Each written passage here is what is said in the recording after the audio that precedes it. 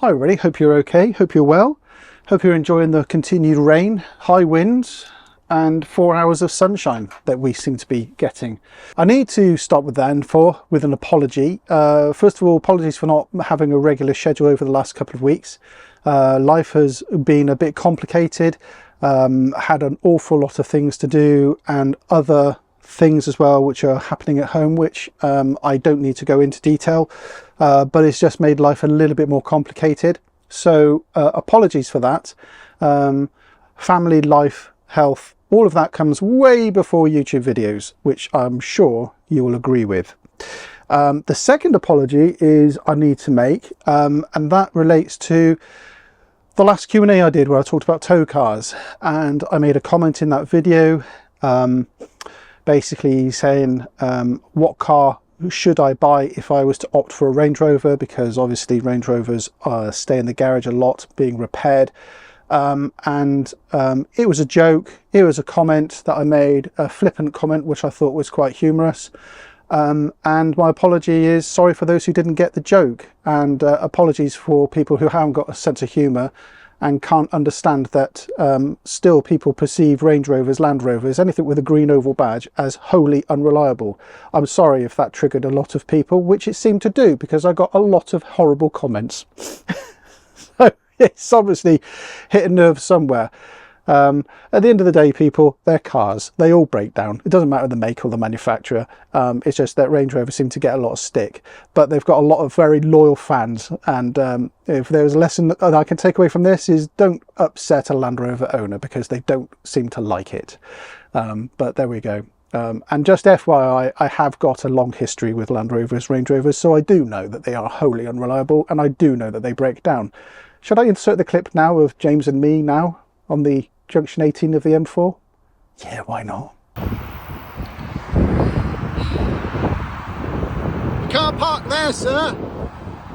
And the third thing I need to say right from the outset is a huge thank you. A couple of videos ago, I walked around the local dealership with a TV under my left arm, comparing it in different caravans, different sizes, etc., and to see if it was fit. And my overwhelming feeling about that, it was just too big. It's certainly too big for this van. Lots of people watched that video, had lots of comments of people who've got bigger TVs, which surprised me actually, and people who've got smaller TVs, but a lot of people who had the TV that I was after, the size that I was after. And lots of people watched that video, and one person in particular watched that video, a marketing executive from Avtex. They got in contact with me and they said, hey Dan, would you like to try the 24-inch of our new TV range that we've just bought out, see if that fits in your van any better?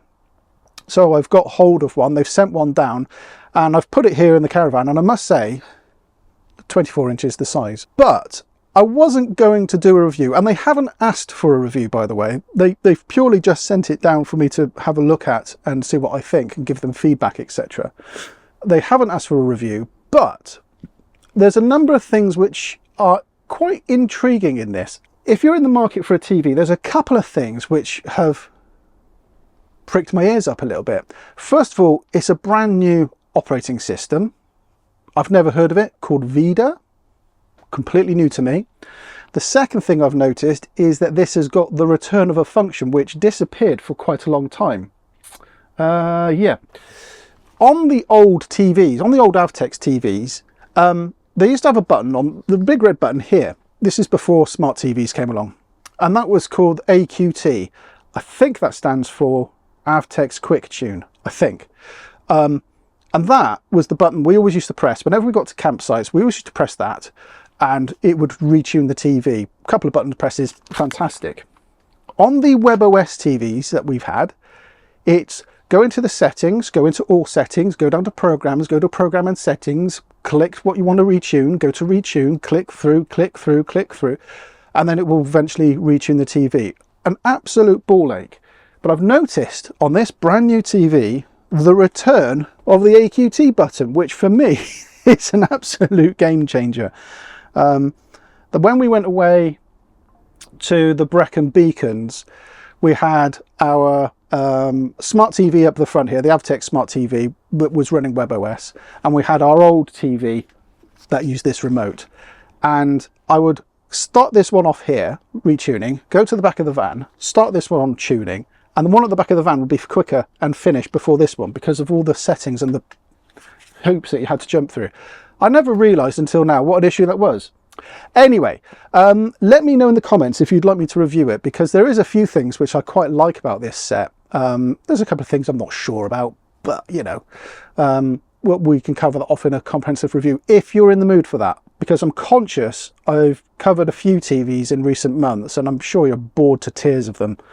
So anyway, let me just finish off by saying thank you, Avtex. That is incredibly kind of you to send that down to me. Yeah, let me know in the comments if you want a review of that box going forward.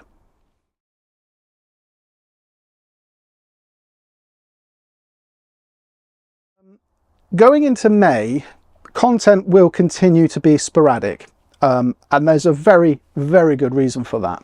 That we are actually away for 3 weeks this month.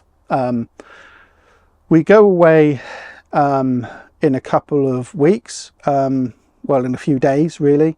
We go away and then we're away for 3 weeks. Now during that time, I'm not going to be trying to upload. I'm not going to be anywhere in a position to upload. I might do a couple of shorts, I might do a couple of little things, but essentially we're going on our tour.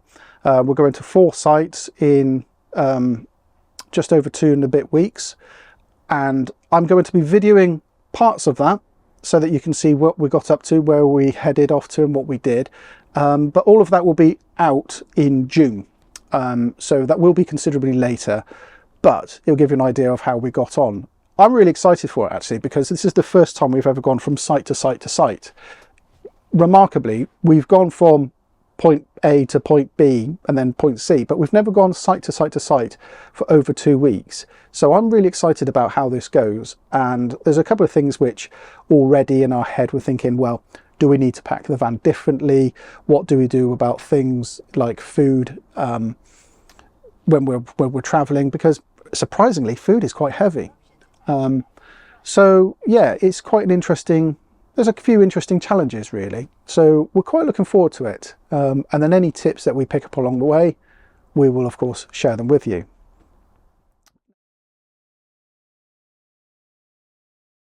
Now, a couple of videos ago, I did a tour of our caravan, and it was primarily inside the caravan because outside of the van, well, it's just outside, isn't it? But people have asked me, how do we cope without a front locker?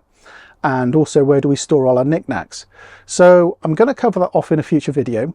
I'm going to cover that off in a Q&A about this van, I think, because I've got a lot of questions lined up about this van and about how we use different parts of it, and things that we've never really considered as a problem, but I can understand people would be concerned about, like not having a front locker.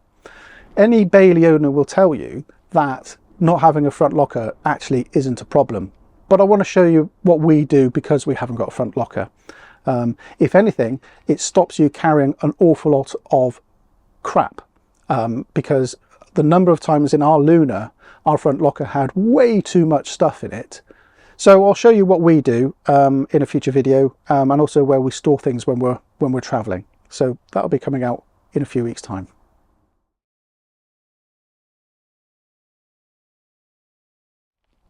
So in terms of future projects which I've got going on, I've got 2 on the bubble right now. The first one is I'm replacing the LEDs here in the caravan, under cabinet LEDs, because they actually broke. And I go into a reason why they broke and how I fixed them and what I've done to improve them. And I've got an injury already. So I'm up here doing that at the moment. And the second project, which I'm just finishing off actually, and I'm just starting to edit the whole thing, is the onboard water tank project, which I have talked about enough.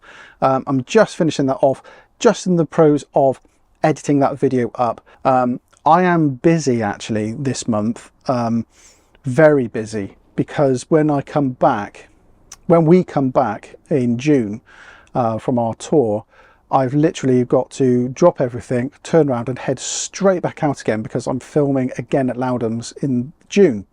And then I come home, unload all my film gear, get all the stuff rendered into the render farm, pack my bags, and then we're off again, literally 2 days later. I have a window of about 4 days in June where I'm home. And then we're off again. Very busy time. So yes, that's going to be quite a challenge to keep content coming out, but I'll try and keep the interest up in our channel whilst we're going through. And if I can record a lot of videos now, then there is at least content coming out whilst we're away. So that's the plan anyway.